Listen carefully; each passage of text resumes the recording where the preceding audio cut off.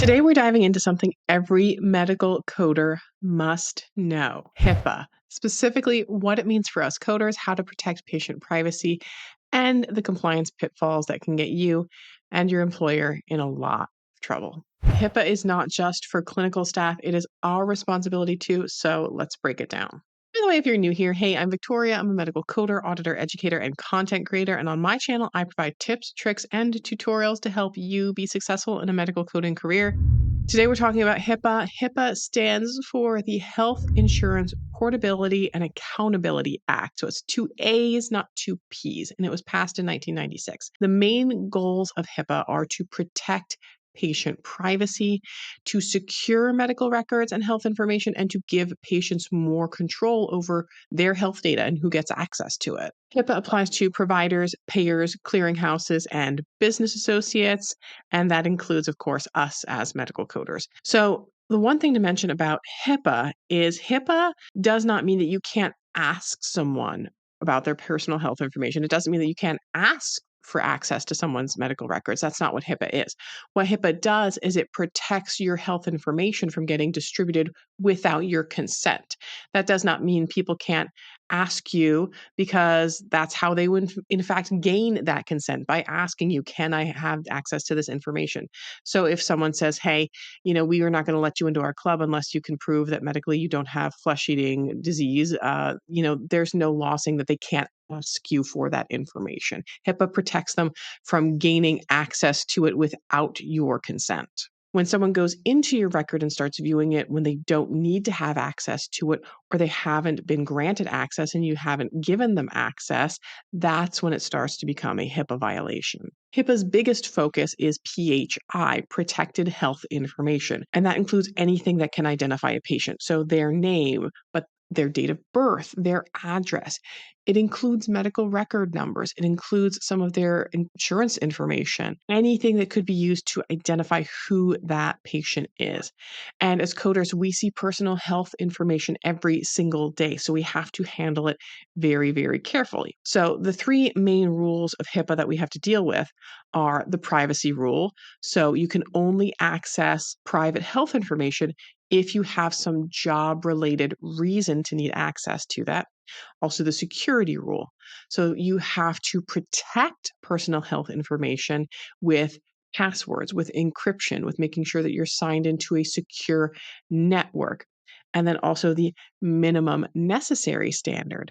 So you have access to that personal health information, but only access the stuff that you need for your job and to complete the tasks related to your job, nothing beyond that. Now, let's talk about some of the real world stuff that could land you in hot water. So, don't print charts and leave them at your desk. Even if you're remote, you can't have those papers on your desk and your family members or anyone coming into your house being able to access anything sensitive. That even includes them looking over your screen and going, hey, honey, like, what are you looking at? What are you working on? If your patient information is on there, that is a HIPAA violation. You can't discuss cases with coworkers in public areas like an elevator or a cafeteria or anywhere where someone else might overhear that, or discuss things that they don't need to know or aren't relevant to completing coding tasks. When we're sending information, we have to make sure that we're emailing PHI with encryption. You shouldn't be using your personal devices to store or send PHI, although we know that happens. I've had doctors who have, I've sent them audit results and then they forwarded it to their personal Gmail account and then responded it to me about from it them there. And then I have to report that to compliance. One particular thing, coding related, is we oftentimes have questions on cases and we'll post them somewhere like a forum or a blog because we want to see, how would you code this? We have to be very, very careful about that, because if you're having questions with someone else, even, a coding friend, you have to redact all that patient information. So eliminate the medical record number, their name. I even eliminate the names of the doctors or hospitals or anything that could identify where that took place at. So really scrubbing out all of the information if you need to get that second opinion from consultant or from someone who should not otherwise have access to that information. And never, ever, ever access records out of curiosity. I have known coders that have gotten access to records of family members or even their exes, and they've gotten caught and they have gotten fired.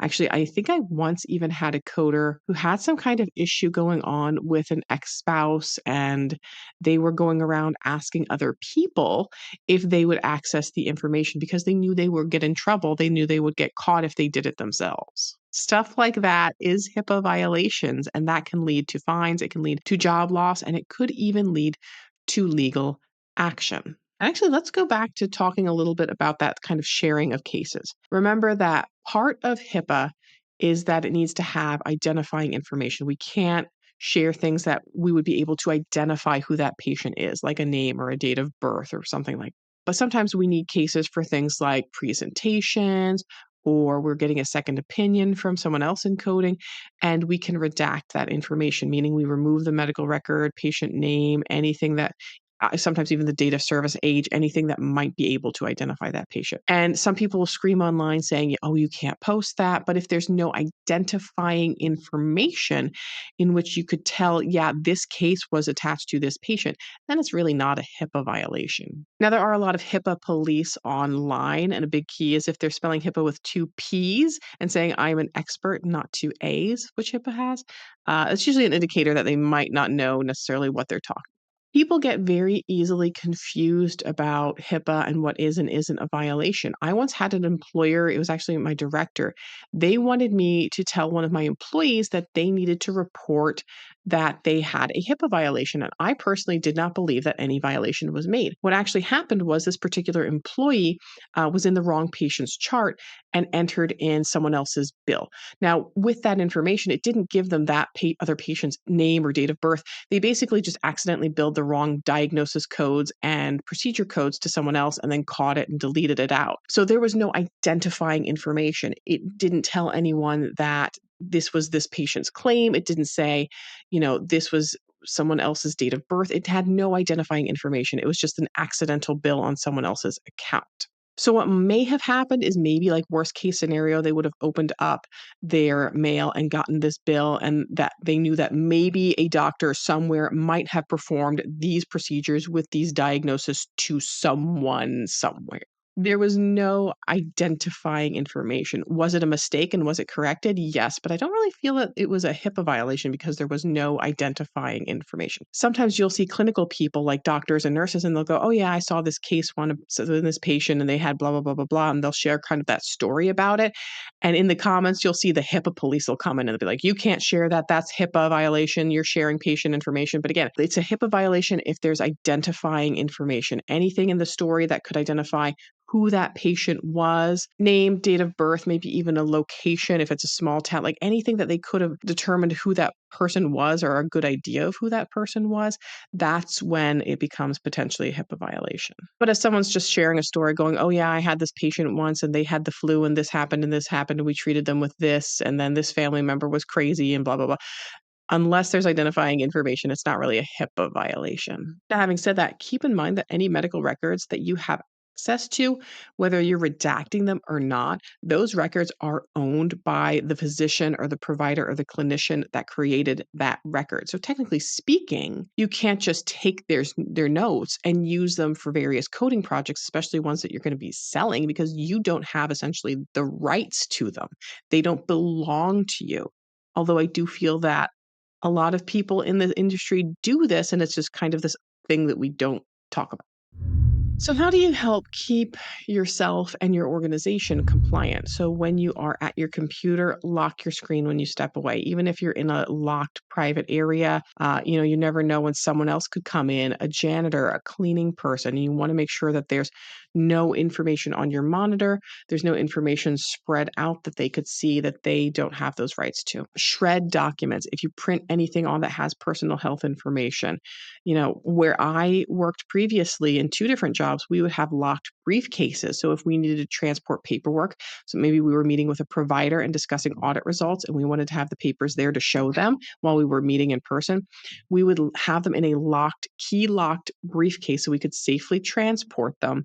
And then once we were done, they would either get in a filing cabinet that was locked, or they would go into a proper shred bin, not my own personal shred bin that I like have at home, but like one where they basically pay a service to come in, shred this. And then I've even worked some places where they would go to the recycling plant and watch them actually incinerate the papers as well. Use secure VPNs and encrypted emails, even for your remote work. If you need information on a VPN, I suggest NordVPN. I will actually link them in the video description if you're looking into doing some consultant work or independent work and you need to have access to a private network. And don't ever share your login information with anyone, and always report breaches if you do have them. Let's say you accidentally fat finger something, or you send something in an email and it went to the wrong person. Report that out to your compliance personnel ASAP, because it is better safe than sorry. In HIPAA breaches, time really does matter. Most policies require reporting within hours, sometimes immediately. And that might be you emailed the wrong patient, you sent a record to someone else in your organization or outside your organization that they shouldn't have had, your laptop was lost or stolen or accessed by someone else, or someone used your login. Your employer should have a HIPAA officer or a compliance team, so always let them know if you think that a breach may have occurred. HIPAA is really about respecting patient privacy, and if you imagine it's your health information, like, wouldn't you also want it protected? And coders are playing a role in making sure that patient data, because we work with a lot of patient data, that it's staying private, that it's staying secure, and that it's accurate too. So I hope this video helped clear up how HIPAA applies to medical coders and why it's so important. Drop your HIPAA questions in the comments. Give this video a like if it helped. Don't forget to share it with a friend and subscribe for more practical coding career building tips. I will see you guys in the next video. And until then, just keep on coding on.